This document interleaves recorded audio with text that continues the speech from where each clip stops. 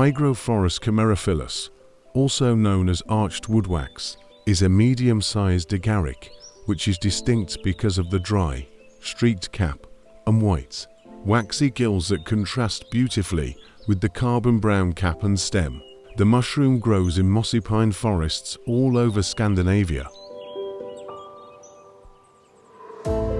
Cap umbonate and often with a raised base in center of the cap. Carbon brown to grey-black with dark radial streaks.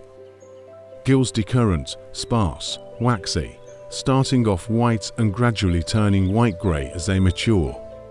Stem typically brighter at the top compared to the rest of the stem, although this is not always the case, and it generally has a greyish coloration with inwardly growing threads. It is cylindrical or tapers downward and has a solid to somewhat hollow structure.